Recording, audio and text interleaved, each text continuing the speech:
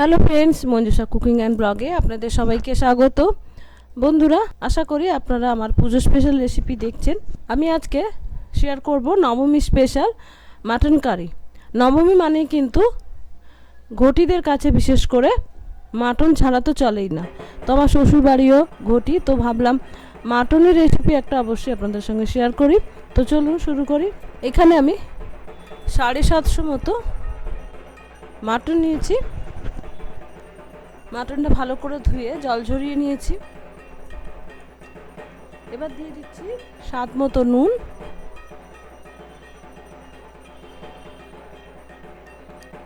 স্বাদ মতো হলুদ গুঁড়ো,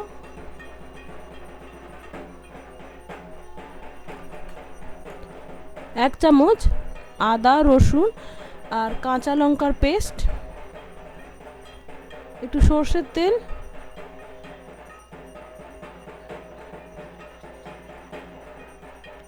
একটু জিরে গুঁড়ো,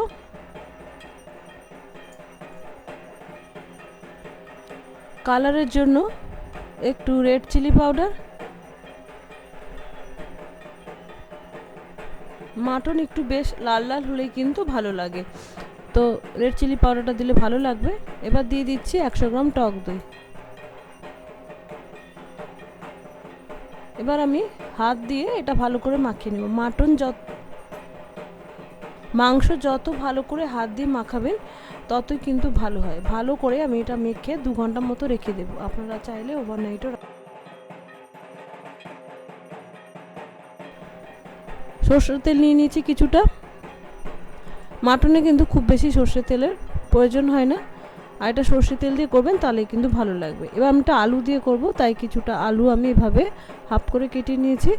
এটা লাল লাল করে ভেজে নেব।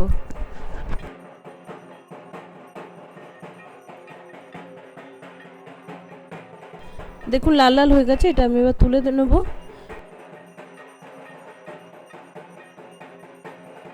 এবার তেলে আমি দিয়ে দিচ্ছি 1 চামচ চিনি।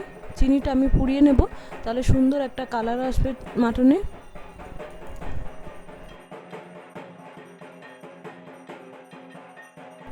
দেখুন চিনিটা পুড়ে কালার এসে গেছে। এবারে আমি দিয়ে দিলাম একটা শুকনো লঙ্কা, একটা তেজপাতা, একটু জয়িত্রী, 2টো ছোটো এলাচ, একটু দারচিনি। এবার দিয়ে দিচ্ছি কুচিয়ে রাখা পেঁয়াজ। আমি এখানে কুচিয়ে দিয়েছি, আপনারা চাইলে কিন্তু গ্রেট করে নিতে পারেন।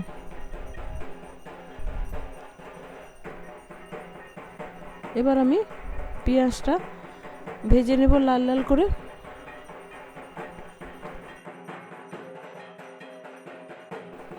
দেখুন লাল লাল করে ভাজা হয়ে গেছে। এবার আমি এতে দিয়ে দিচ্ছি 1 চামচ আদা রসুন আর লঙ্কার পেস্ট, যেটা আমি মাটন ম্যারিনেট করার সময় দিয়েছিলাম, সেটাই দিয়ে দিলাম। এবার আদা রসুনটা একটু তেলে নেড়ে নেব। এবার দিয়ে দিচ্ছি হলুদ গুঁড়ো, কালারের জন্য একটু রেড চিলি পাউডার,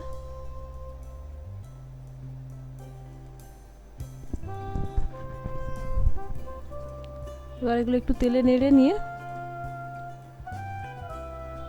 এবারে মাটনটা দিয়ে দেবো, যেটা ম্যারিনেট করে রেখেছিলাম। এবার পেঁয়াজের সঙ্গে ভালো করে মাটনটা মিশিয়ে হাই ফ্লেমে আমি মিনিট 5 মতো ভেজে নেব।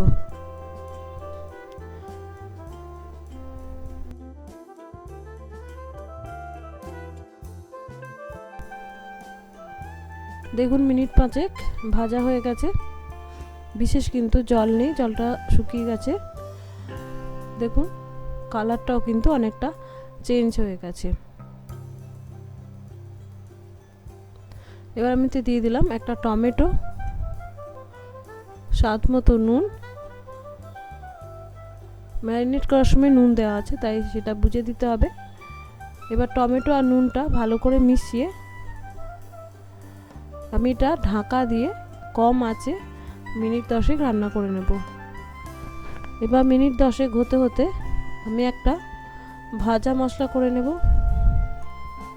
4টে শুকনো লঙ্কা, 1 চামচ ধনে এবং 1 চামচ জিরে,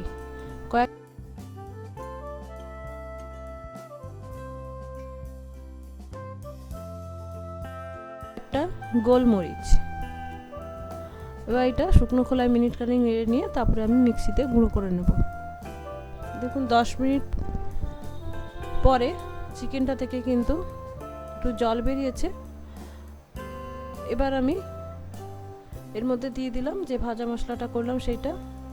এবার এটা মিশিয়ে নেব। আমি মিশিয়ে হাই ফ্লেমে 2-1 মিনিট একটু নেড়ে নেব।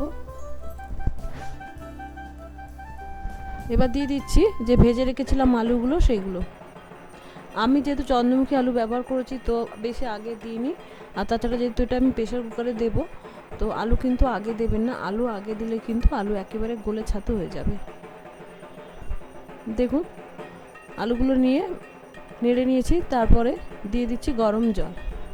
যেহেতু মাটন কষানোর সময় অনেকটাই কিন্তু নরম হয়ে গেছে সেহেতু বেশি জলের কিন্তু দরকার নেই। তো জলটা ভালো করে মিশিয়ে আমি এবার এটা প্রেশার কুকারে দিয়ে দেব। প্রেশার কুকারে আমি জল শুদ্ধ দিয়ে দিচ্ছি। তো দেখুন প্রেশার কুকার দিয়ে দিয়েছি। এমনভাবে জল আছে যাতে মাটনগুলো ডুবে আছে অথচ বেশি জল নেই, কারণ প্রেশার কুকারে কিন্তু আর জল টানবে না। তো এবার ঢাকা দিয়ে আমি 4টে সিটি দিয়ে নেব। এর থেকে কিন্তু বেশি দেওয়ার দরকার নেই, এতেই কিন্তু ভালোভাবে নরম হয়ে যাবে। দেখুন স্টিম নামার পর আমি প্রেশার কুকারটা খুলেছি। মাটনটা সুন্দর সেদ্ধ হয়ে গেছে আর কালারটা এসে দেখুন দারুণ একেবারে। তো বন্ধুরা রেডি আমার নবমী স্পেশাল মাটন কারি। আপনারা তো অনেকে অনেক ধরনের করেন, আমি একটু মাটন কারিটা আজকে একটু অন্য ধরনের করলাম। আমিও এক এক সময় এক রকম করি, তো এইটা আমার বেশি ভালো লাগে তাই জন্য ভাবলাম আপনাদের সঙ্গে শেয়ার করি। আর নবমী তো মাটন ছাড়া জমবেই না, তো জমিয়ে খাওয়া দাওয়া করুন, ভালো থাকুন, সুস্থ থাকুন।